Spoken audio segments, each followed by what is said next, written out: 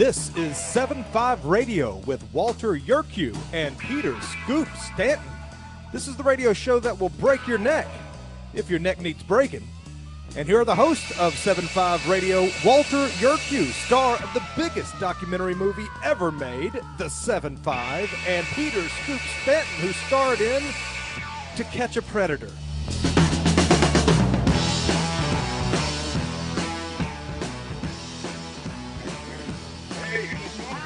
Guess who this is? You're used to hearing Scoop in the morning, afternoon, and evening, but now you got me today. This is Walter. How you guys doing this week? We have a few things that we want to go over today, and I got a very special guest coming on in a few minutes. First, I want to bring to light the officers that have lost their lives and given their lives to the job this past week and a half. One in particular, an officer from the New York City Police Department, the seventh suicide by an NYPD officer this year alone, and the fourth in 2 months. Our thoughts and prayers go out to that fella and his family. We did a show a few weeks ago about the other suicides, and we brought up information about having, help in the suicide hotline and help with the psych services at the NYPD and how much they've failed the officers over the years, and including myself. I never got to that point with my issues with the law, but when I did go to psych services for, their recommendation by the surgeon to seek services about my divorce proceedings, and they couldn't help me. So I just figured, to hell with it, and I went back to work and got divorced anyway, and then arrested. However, I have a special guest this morning, and his name is Mike Dowd. You might remember this fella from my past. He's a great friend of mine, good friend of mine. This is a man who's got a heart of gold that a lot of people don't know.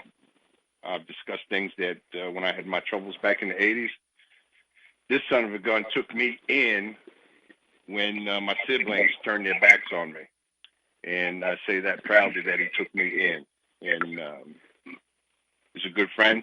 And I want to introduce, this is Mike Dowd. Hello, Mike. How are you doing today, my friend? Hey, well, thanks for having me on your show.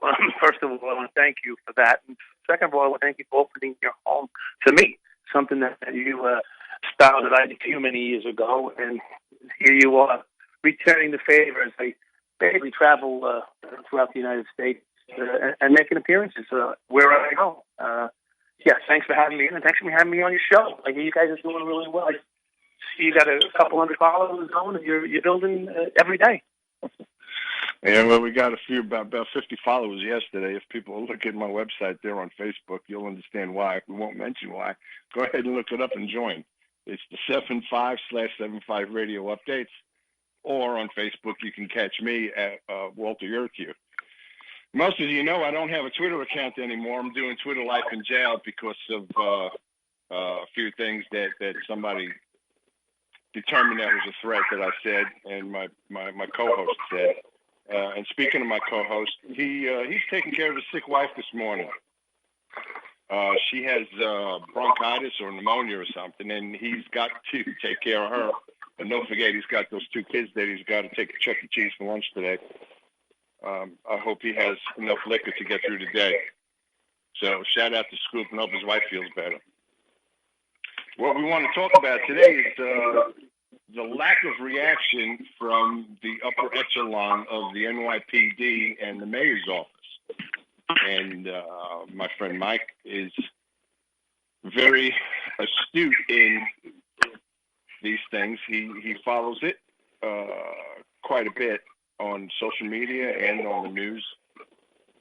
So I'm going to ask my friend his opinion on what he feels about how the upper echelon are handling these unfortunate suicides in the NYPD and what they can do about it. Mike?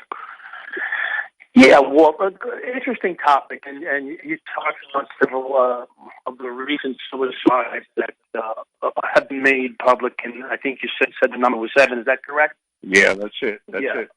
Yeah. I actually have been working with people that are developing let's call it, programs that could be implemented in many different forms of your law enforcement or military. In fact, I've done quite a few podcasts on holistic healing and alternative methods used to deal with people that are going through, let's call it PTSD. What many people don't understand is that being a first responder, you deal with and you're subject to PTSD, much like people that are in war in the military. And so I've been dealing with a lot of those issues, and I get a lot of reach out to me. I'll give you a quick scenario.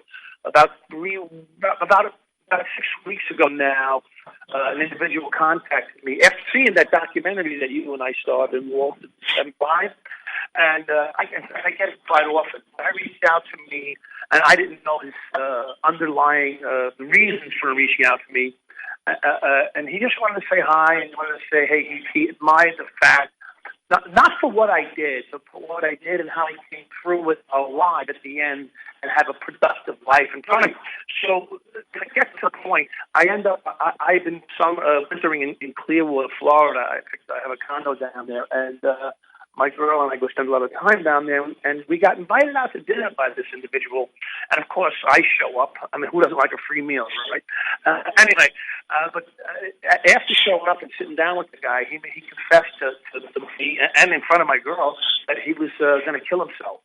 And he had got jammed up in this small apartment down there in Florida. In fact, he was a New York guy from Brooklyn who took a job down there, had transplanted his family down there 25 years ago, took a job, got jammed up in the police department, a small department like Cocoa Beach or something, and he ended up, was going to eat the gun. And his son walked in on him in the middle of writing his note.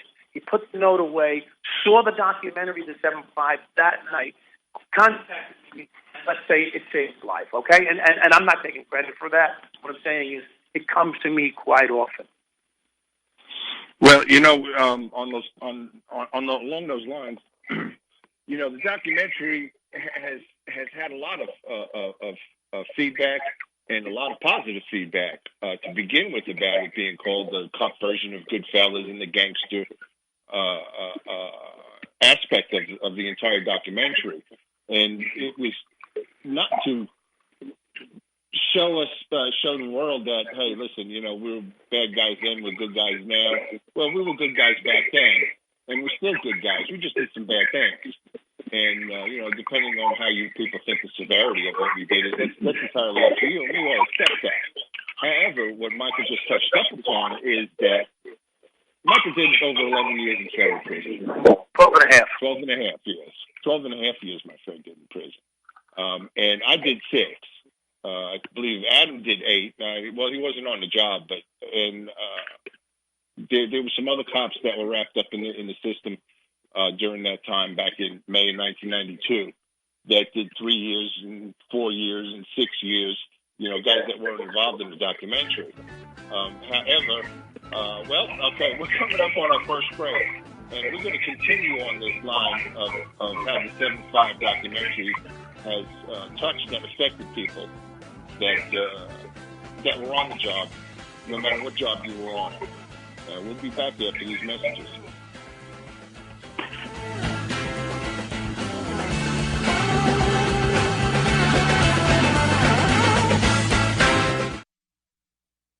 I'd advise Mr. Trump to stop whining and go try to make his case to get votes. The press has created a rigged system. They even want to try and rig the election. Well, I tell you what, it helps in Ohio that we got Democrats in charge of the machines. And poisoned the mind of so many of our voters. At the polling booths, where so many cities are corrupt and voter fraud is all too common. And then they say, oh, there's no voter fraud in our country. I come from Chicago.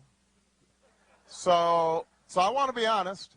It's not as if it's just Republicans who have monkeyed around with elections in the past. Sometimes Democrats have too. Whenever people are in power, they have this tendency to try to, tilt things in their direction. There's no voter fraud. You start whining before the game's even over. Whenever things are going badly for you and you lose, you start blaming somebody else. And you don't have what it takes to be in this job. Hi, I'm Patty, wife of former Congressman Steve Stockman. In Congress, Steve sought impeachment of Eric Holder for his corruption of the Justice Department and his fast and furious gun running that caused border agent Brian Talley's death. Steve called for arrest of Lois Lerner for her contempt of Congress as it investigated her targeting of conservative nonprofit groups. After 4 years, 4 grand juries, and millions of tax dollars, Steve Stockman is in prison. His case involved 4 checks to nonprofits. DOJ has one standard for Hillary Clinton, but another for folks like President Trump and my husband. We've spent all our savings, all Steve's retirement, and much of mine. Steve Stockman has fought for you and America. Won't you join me now to fight for Steve? To help, text FIGHT to 444-999. Text FIGHT to 444-999 or go to defendapatriot.com. defendapatriot.com.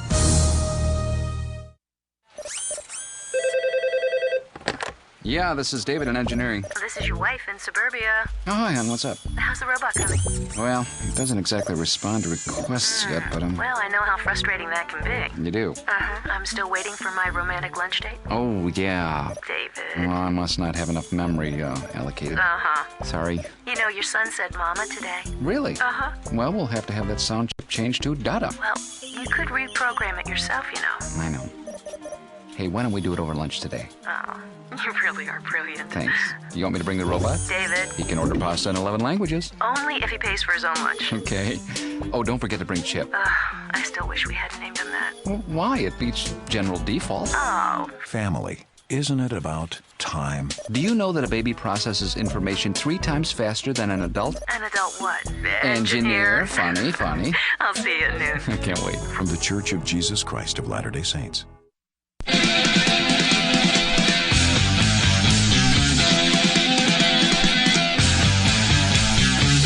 You're back, and Scoop is just getting back from posting insults on Twitter.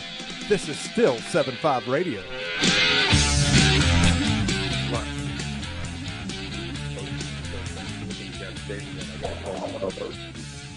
If we can't get that second thing to post insults, that's why we're not on Twitter anymore. Yeah. Anyway, welcome back after the break. We're here with my friend Michael Dowd. And we're talking about how the effects of the 7.5 documentary had some input on some people's lives. Now, the documentary shows that we were bad guys and we were gangsters and we did these bad things. We're good guys. We're family. We made a lot of mistakes. And like I said, it's up to you people to decide how bad those mistakes were. Michael was touching on that fella contacted him after he saw the 7.5 documentary, who was about to eat his gun, as we put it, as members of the MOS. And the issue with that I'm bringing up with the 7.5 documentary is that when cops see that today, or the past 5 years since it's been out, they see that well, it's another aspect of looking at us as bad guys. Hell, we survived. Never once did my thoughts continue. And, well, I never decided that I was going to eat my gun. That was never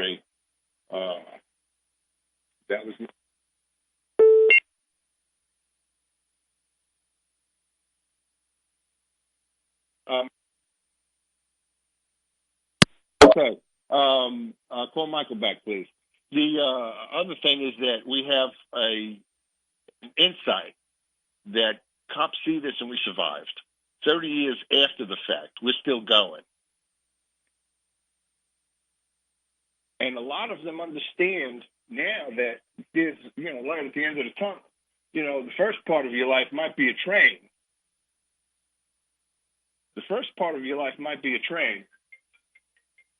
But you got to sidestep that train. And that's a hard thing to do, sidestepping that train, and we get it. But what we're thankful for is that at least 1, 10, 15, 20 cops over the airwaves have seen the documentary and have not eaten their gun. So Michael has been in touch with these people, and he's coming up with programs. So I'm going to let Michael continue to talk. And please, people out there, listen to him. Mike? Yeah, well, so, I mean, as we touched on before, quite often people reach out to me in the subject is, how did you come through it? You know, what was the experience like? And they're looking for people to identify with who have faced, what seems to be the final moment of their life, a defining moment, if nothing else. Where are they going to go from here? Quite often, they're lost. They don't know who to reach out to, and it's become a point where they reach out to a guy who's been through. I mean, it's like going to a rehab, right? When people go to an AA program or a rehabilitation program, the best teacher in that program for them to identify with is someone that was a stone cold alcoholic or a crackhead or a drug addict or a heroin addict.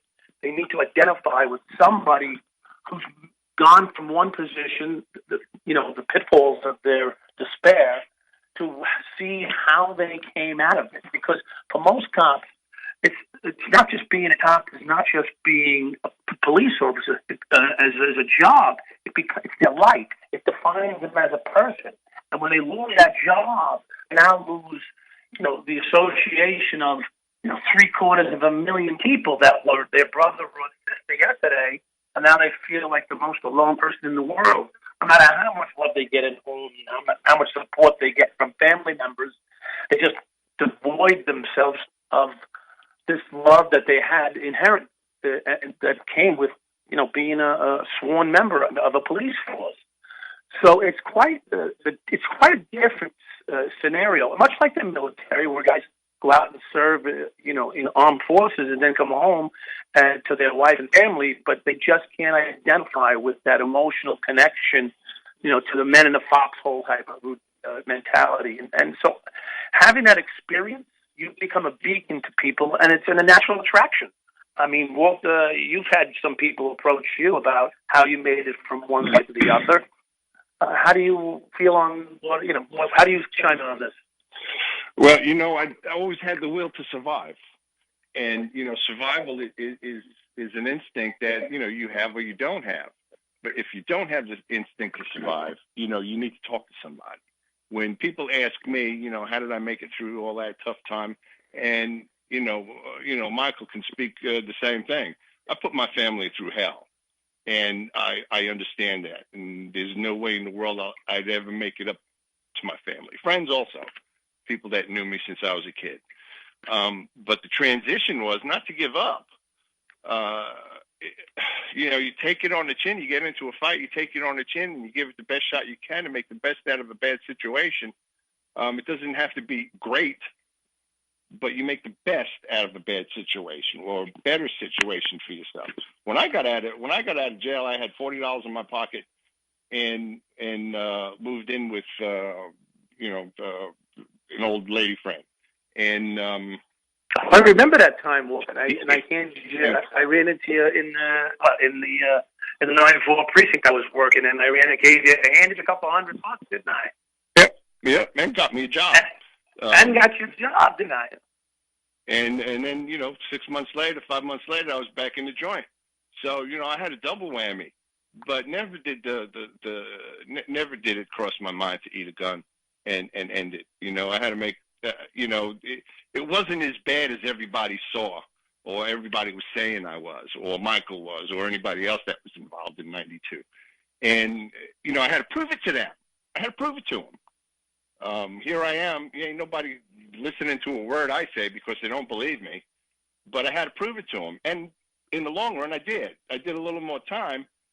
But, 99 out of 100 people said, you shouldn't have gone to jail that time. You didn't do anything. You didn't have anything to do with Michael's issues or that other guy down there. And, I just got sucked into the vacuum again. And I stuck it through. And I did another 3.5 years. And started all over again. So, I raised a family. I have a son. He's in school now. He's working. I have houses. I have cars. And you don't accumulate it overnight. You have to apply yourself again, reapply yourself. Use the knowledge that you have and do it again if you have to. Now, we're just speaking on terms of being in trouble and going to prison. I don't have a clue on what went through these guys' heads or why they decided to eat their guns. But whatever it wasn't worth it. It wasn't worth it. So a little input on people that commit suicide. You know, when I was in prison, I saved a guy's life. He hung himself in front of my cell. Although we didn't know he actually hung himself, I thought he got beat up and thrown over a railing. And so being an active guy in prison, trying to, make a better way for my future and change my thinking process and everything, I went in there. I became involved in the suicide program. I became a mentor in the drug and alcohol program while in prison. Rather than sit back in the cut and sneak my way through prison, I became active in the prison. Of course, a lot of people hated me for it because I still was considered the cop. Anyway, while there, I ended up taking a guy off a noose around his neck in front of my cell, and then I ended up giving him CPR on the floor. Of course, the COs started yelling, "Get away from him! Get away from him!" I'm saying, what are you kidding me? I'm saving this guy's life. Whatever. I don't want to use the curse words right now because I actually feel like saying it. But the bottom line is, I ended up watching him the following day.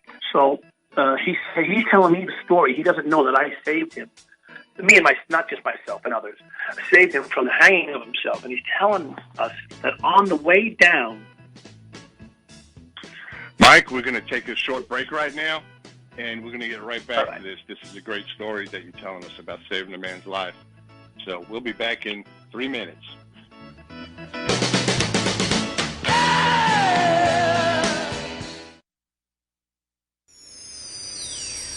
Proclaiming liberty across the land. You're listening to Liberty News Radio.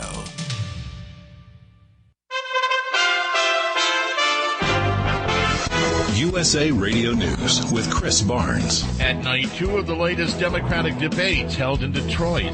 You went right around the question. Mr. Vice President, you want to be President of the United States. You need to be able to answer the tough questions. I guarantee you, if you're debating Donald Trump, he's not going to let you off the hook. That's New York Mayor Bill de Blasio talking to former VP Joe Biden as Biden was repeatedly targeted by many of the others on the stage. Here, he responds to Senator Kirsten Gillibrand after she challenged his record on women's rights. I came up with the It's On Us proposal to see to it that women were treated more decently on college campuses. You came to Syracuse University with me and said it was wonderful. I'm passionate about the concern, making sure women are treated equally. I don't know what's happened except that you're now running for president. So I understand, Mr. Vice President. The on-again, off-again Woodstock 50 Music Festival has now officially been canceled. And this is USA Radio News. Today, Vance Auto Park at your local Adela Gas Truck. Find Shell Road Oil. SUV, your truck and SUV. Just for Adela Gas Truck. This is Shell Road. This Cupcakes Oil. Corner store for cruising to the top down. This is not oil. The country, halfway across the tailgate party. World's greatest. This is hauling the oil. Snow and mud. Mountains in the rain. This is climbing Mount Oil. Way off the grid. Camping. This is hunting fish oil. This is Truck. This Adela Gas Truck. This is Shell Road.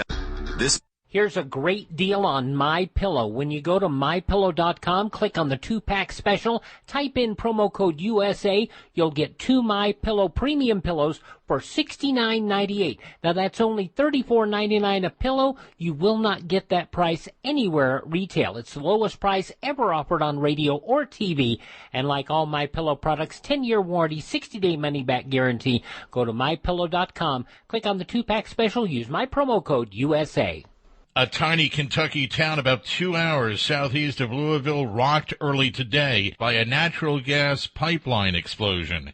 Here's the governor, Matt Bevin. We had 1 person killed, 5 people injured. The fire's out. It's under control. A video of Democratic Representative Elijah Cummings of Maryland describing Baltimore as drug-infested has resurfaced.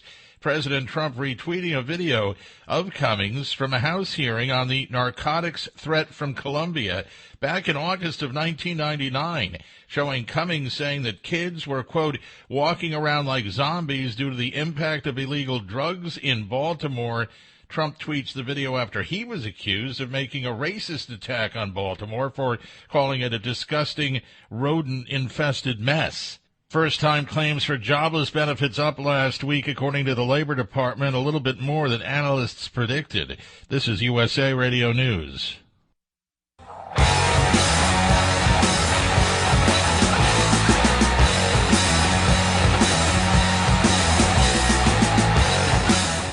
while you're still listening, here's more 7.5 Radio. All right, we're back. Scoop is off today. This is Walter, and I have my special guest and friend, Michael Dowd. And he was just talking about an incident that he took care of while he was in federal custody. Michael, go ahead. Continue, please. Yeah, so I think we left off where the guy was hung in my cell, out in front of my cell. We rescued the guy, myself and a few other inmates. And then I was assigned to Suicide Watch.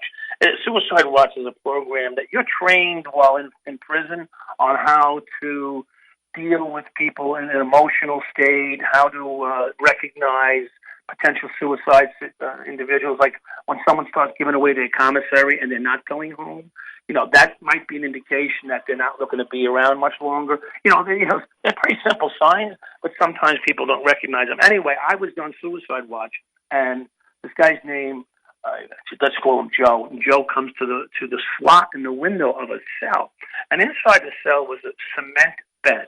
So it was a bed made of cement and a paper sheet covering him, and that's what he was wearing, basically covering himself in a paper sheet. I think he had a pair of underwear on, and that's it. So what they did was they brought the guy down to a debased situation. He looks at me through the slot. He's telling me the attempt on his own life what he made. Well, he doesn't know I saved it. That was involved in saving his life. And I'm listening to him, and he said, and this is very important for everybody. This is the most important thing that I learned, is that he changed his mind on the way down. Now, it gives me pause when I heard. So he changed his mind. Here's a guy who was so distraught that his 28-year-old girlfriend that he met about 6 months ago was going to leave him. He was in his 50s, so you can imagine how happy he was to have a 28-year-old girlfriend. And she was leaving him because he had to spend another 8 to 10 years in prison. So he's going to kill himself just to spite everybody. Who the heck, he would leave me? But the reality was he changed his mind. And then through my years of being in and out of, let's just call it self-help groups, I've heard many of the same stories where guys try to blow their own brains out. And sometimes they ducked and missed. Sometimes they didn't duck quick enough. This is guys that actually pulled the trigger on themselves. So I've heard numerous instances, and many of the people that have survived suicide attempts can attest to this, that they really don't want to kill themselves. After they survive on the other end, they go, no, I didn't want to. I wanted someone to stop me, step in, somebody to care, somebody to intervene. That, from what I've found, is what most people, that's generally the process for most people. And I don't know about yourself, Walt, but you dealt with suicides in the street, in the police department. I don't know if you've been hands-on in these suicide situations, but so what I take from that is that intervention to stop these things. Before testifying before the Mullen Commission, which I did in 1993, I told the Mullen Commission you're going to have an uptick in suicides in the New York City Police Department due to my testimony, and they could give a damn. They were like, we don't really care, and they used foul language in it, and I don't want to use that on the air here. So who cares about a cop that's corrupt? I said, well, what about their family? And the answer was, who cares about their family? This is the type of response I got from people running a commission on police corruption. So I don't know, Walt. I'll throw that back at you. Well, and I brought this up with my co-host a few weeks ago, that, the police department has this psych services for anybody who wants to seek it out on the police department. Whether it's suicide, divorce, whatever the case may be, any type of emotional problem you may be having, you're supposed to be able to go to these psych services, and it's supposed to be confidential. Well, I had news for people a few weeks ago, and I'm going to say it out loud again. Hell, it's not confidential. The minute you get out of psych services, somebody's going to see you. And by the night shift, when you get on tour on a 4 to 12 and you were at psych services at 10 a.m., everybody knows. Everybody knows.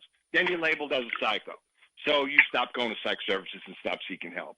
All right? Now, cops are cruel. Cops could be cruel, especially, I could speak from when I was on the job, and Michael too. Cops are cruel back then. And, if you were having divorce problems and you were, nobody wanted to work with you because your head wasn't clear.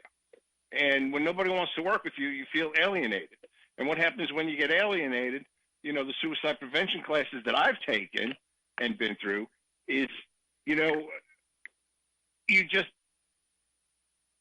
want to do it. I got to get out of this. How do I get out of this? How do I save face? And, unfortunately, people do pull the trigger. The suicide prevention that we do in the police academy, Jesus, I can remember 35 years ago going through all that stuff. And we don't so much in the street prevent the suicide, it's the aftermath, whether a suicide survives attempted suicide or it's too late.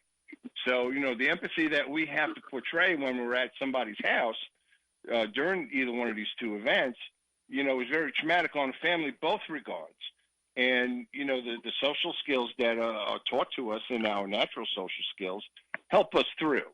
So with Michael's incident with this fella in jail, Michael's in jail. He's a convicted felon. They could have just let the guy freaking hang there. So it just goes to show you that there are people out there who care and it will help you.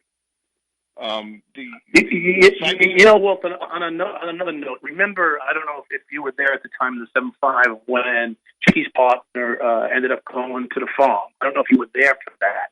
But Chickie's partner ended up, and he actually became a captain on the job. Chickie's partner Chickie was going to leave the job because of all the investigations that picked out in the 7-7, and then we were under investigation in the 7-5, and Chickie wanted no part of that.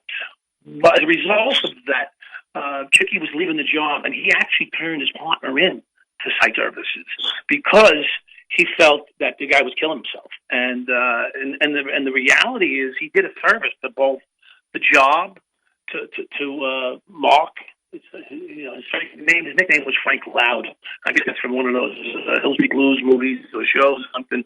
But he ended up saving this guy's life. And he went on to become a patrolman in the 7-5, which, that can be, the end of your career, or it can catapult you because you're one of the most experienced police officers in the city if your life was together. Many of the guys in the 7-5 became, I don't want to use the word junkies, but, drug abusers, alcoholics like yourself and myself, divorced, because of the constant barrage that we saw. Having an intervention or having ongoing moments of intervention. In this situation, Mark went to what they call a farm, and he turned out to be, a successful, thriving. I think, I could be wrong, he may even still be on the police department as we speak, and having a successful career. So I don't want to put his name out there and encourage him in any way, but he was down with the boys for a minute, but today he's a successful, thriving police officer who I'm certain, if he's still on the job, he's sober. It's just a sad thing that these 7 officers took their lives this year, and I wouldn't know what to say to these families. It's just such a sad tragedy.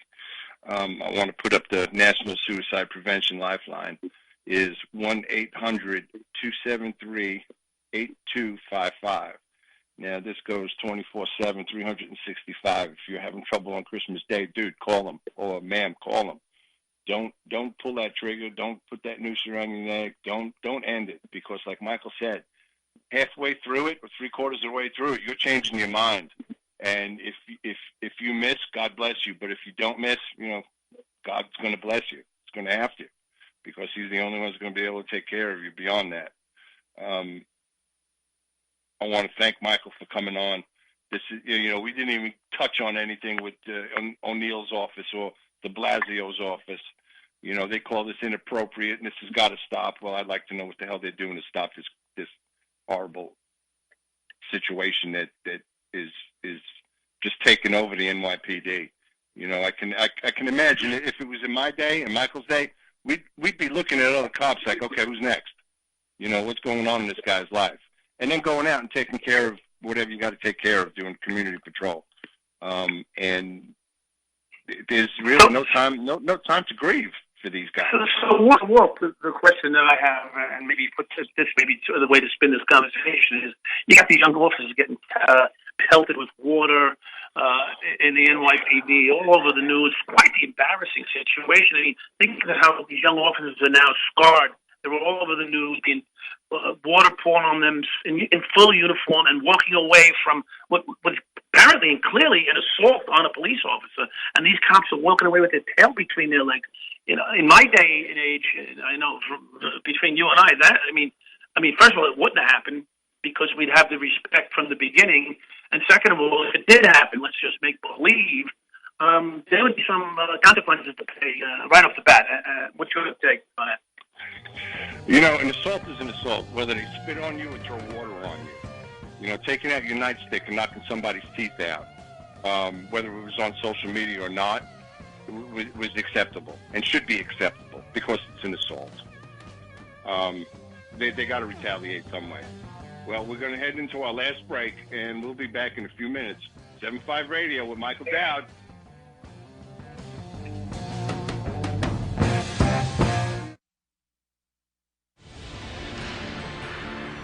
Can a nation conceived in liberty carry its head high if it denies protection to the youngest and most vulnerable of its citizens?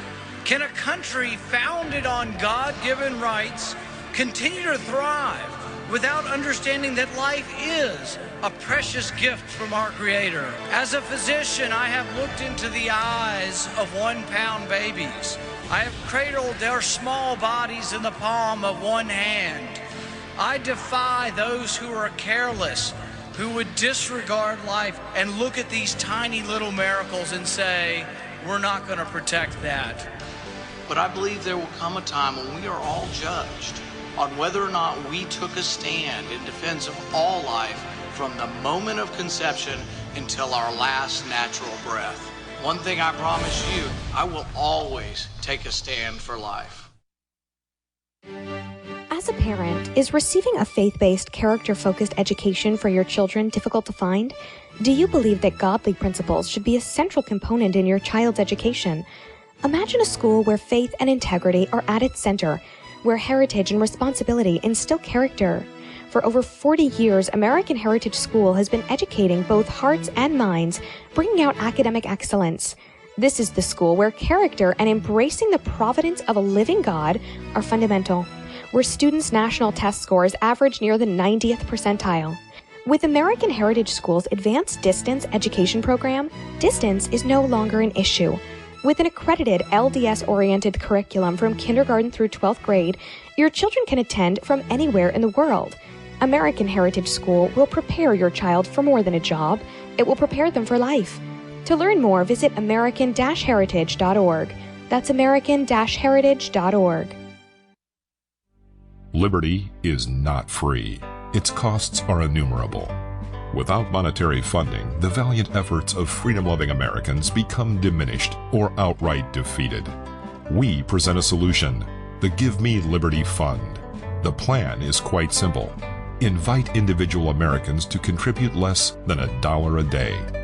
These monetary funds are used to promote liberty-minded media, organizations, events, candidates, movements, and speakers. In the spirit of transparency, all expenditures are published. Patriotic business owners provide discounted products and services to Give Me Liberty Fund members. Our greatest strength is in numbers. Go to GiveMeLibertyFund.com and become part of the solution today. GiveMeLibertyFund.com. Participate in the peaceful restoration of the greatest and freest country in the world.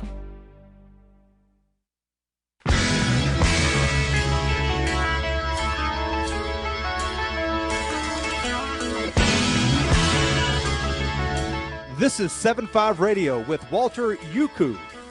Walter Yurkow. Walter Kiwi. Here's Walton Scoop.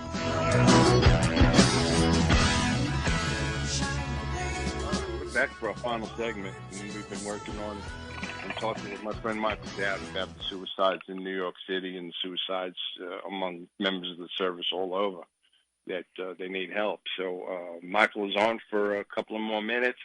I want to thank him. He's visiting me at my house at the Southern Middle Tennessee studios. We have a great setup here. We have one microphone and two phones. But one of these days we'll get a little bit bigger with our fan base's help. Anyway, Michael, any final words? Well, first of all, thanks for your hospitality at this cabin in the woods with the jacuzzi in the yard. I hope I didn't offend anybody. That's one. And two, just on a side note, as we headed off there at the break about the PD and the water tossing incidents, maybe it's a full segment we got to do on that at some point, but it's really not a good way to get suited up to be a police officer and have to face that. I know in our day it would turn out quite different if it ever happened at all. I mean, we used to have attitude adjustment time back then. I mean, and I'm not talking random. I'm talking about something like this would be instantly met with something. I know for me personally, I've had similar situations arise. No one threw water at me, but it was met with the equal amount of force necessary, and everybody carried on, let's say, afterward. And whatever the action was soon not to ever happen again. And I'll leave you with that. And thanks for having me on. And all those that need help, reach out to the suicide hotline or contact Walter, myself, or anybody through the various forms of social media. I do a lot of counseling and mentoring to people through difficult situations. I try to take the time out and do it. Sometimes it's overwhelming with the number of people that reach out to me, but I do the best I can. So I'll leave you with that. Well, thanks for having me on. All right, Michael, thank you very much. It's my pleasure to have you on. And we'll say goodbye to Michael for right now. I just want to swing the mood over to something a little more enlightening. We at 7.5 Radio are getting involved in dirt track racing down here in the Southeast, something that I've known existed but never really went to. Our not so sexy intern, Mike Guerin, has gotten us into this racing circuit. It's called Topless Outlaws, and it's got nothing to do with topless. So, yeah, I know, snappy fingers. But we are involved in it. Now, Friday night, I guess it would be last night by the time this airs on Saturday. So what I'm going to do, I'm going to make believe it's Saturday and say, I'm going to be at I-75 Speedway in Sweetwater, Tennessee tonight with my not-so-sexy intern, Mike Guerin. They give away backpacks since school starts down here on Tuesday, and the school backpacks are being donated. Their goal was, guess what the number was? 75. I guess for the I-75, not so much for 7.5 Radio, but we jumped in. We have a dozen or so backpacks, school supplies, stickers, cards, all kinds of things that we're going to be giving away with the backpacks. This is our first year doing it. I looked online about some of the backpacks that I-75 people are giving away this weekend, and they've been signed by drivers and stuff like that. Sorry, kids. The best thing I could do is have myself sign it. I could get Michael to sign some. I guess Mike Guerin, our not-so-sexy intern, will sign a few. Scoop is dead out of luck because he's about 900 miles away from here. But I'll give him an honorable mention. So we're going to be there Saturday. Gates open at 5 o'clock. We will be walking around. We'll be giving away $50 to the best-looking car before the race starts because, like I said, by the time the end of the night comes, the damn thing could roll over. And then I said, well, sorry, you ain't getting $50 now. and a trophy that represents a car door. It's only a little 8x10 trophy made out of metal, and it's got our logo on it. To all you drivers out there that are probably not listening and hopefully will be listening, we give out our stickers, our logos to put on your car. If you have one of our stickers on your car, our logo on your car, you become eligible to win that $50 for the best-looking car. And let me tell you something. I know cars. I'm a car guy. It doesn't matter how ugly somebody else thinks your car is. It's beautiful. So go ahead and put a sticker on.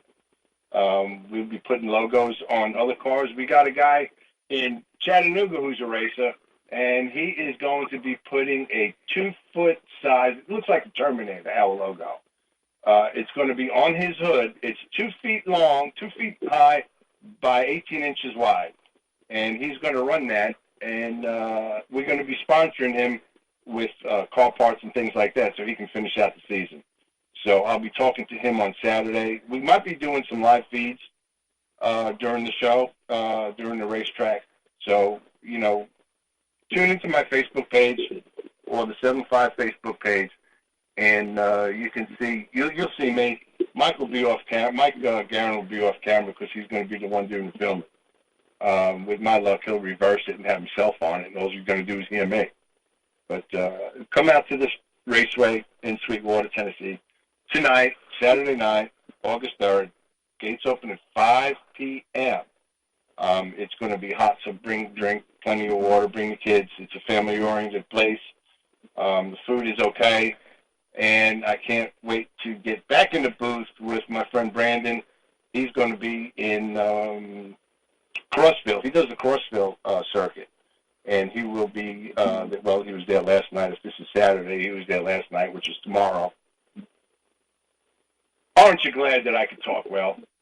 You know, I'm in Central Time, and that hour between Eastern Time and Central Time just screws me up. It's only 60 minutes, but sometimes I forget if it's before or after. But my friend Mike Guerin is going to be there. Scoop will be there in Hart. I'm going to try to drag Michael Dowd out there. We'll see what he wants to do on Saturday if he sticks around. If not, I'll get him to sign some backpacks anyway. So I want to do another shout-out to my co-host, Scoop. I hope your wife feels a little better, even though you're taking care of her. I hope she feels a little better anyway. You might want to get her to a doctor or something. I mean, you know, break down and pay the copay. Break down and pay the copay and get her to a real doctor. And don't give her placebos, give her real medication. Anyway, like I said, we're going to be there Saturday night. And this circuit runs through September. So there'll be other ones. Keep us in mind when you want to go to the track. Mike Guerin is always posting this stuff on our Facebook page. Mike Guerin is also doing a membership drive of the 7.5 Facebook page. We're well over 500 members now. We were about 15 under 500 just yesterday. And for reasons that I can't say on the air, just check out our Facebook page. We're up in over 500 members. My friend Michael is a blast to have around, and he'll probably be leaving in 3 or 4 days, and then it'll be another 2 years before he comes back to have a blast around here. I want to thank him for coming and keeping my house company at night while I'm away at work, working so hard over there in Chattanooga. If there's anybody out there who wants to get in touch with the Topless Racing Circuit, the Topless Outlaws Racing Circuit, contact us here at 7.5 Radio. I'll put you right in touch with Mike, another Mike. I got nothing but Mikes around here. And he runs the Topless Circuit Radio. And he will give you the information. Mike Grubenick, I think is his name. He has a handle on all these races. He's the one that makes the rules. He's the one that judges, and he's the one that, if there's a photo finish, he's the one that judges. Again, out to Brandon. He's a good, excellent talker. He's an excellent. I mean, you know, I've heard people in the South, they talk slow. Let me tell you something. This guy's a Southerner, and he talks fast. I can't hardly keep up with him. You know, he says things like, it's on like Donkey Kong and ping pong. And I don't know what the hell that means, but it sounded pretty damn good. It sounded funny. So bring everybody out Saturday night, later on tonight, and gates open at 5 o'clock. We got 1 minute left, and I just want to bring back up, again, the suicide prevention number is 1-800. I lost it. Where are you? Yeah, we'll just do it again. The suicide prevention number runs 24/7, 365.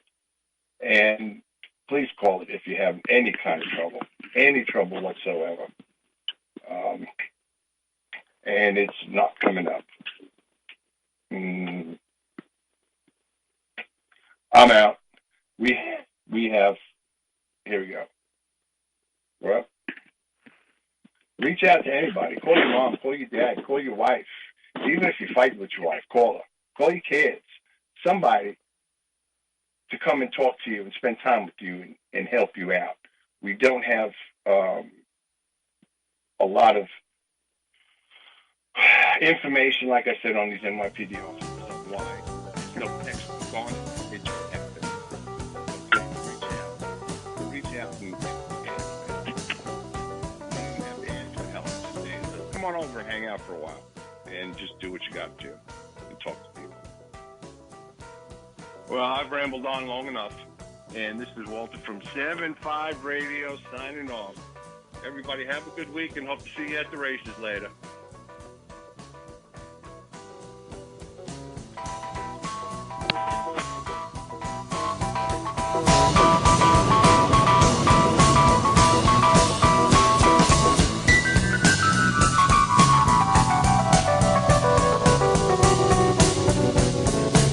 This is James Edwards for 7-5 Radio.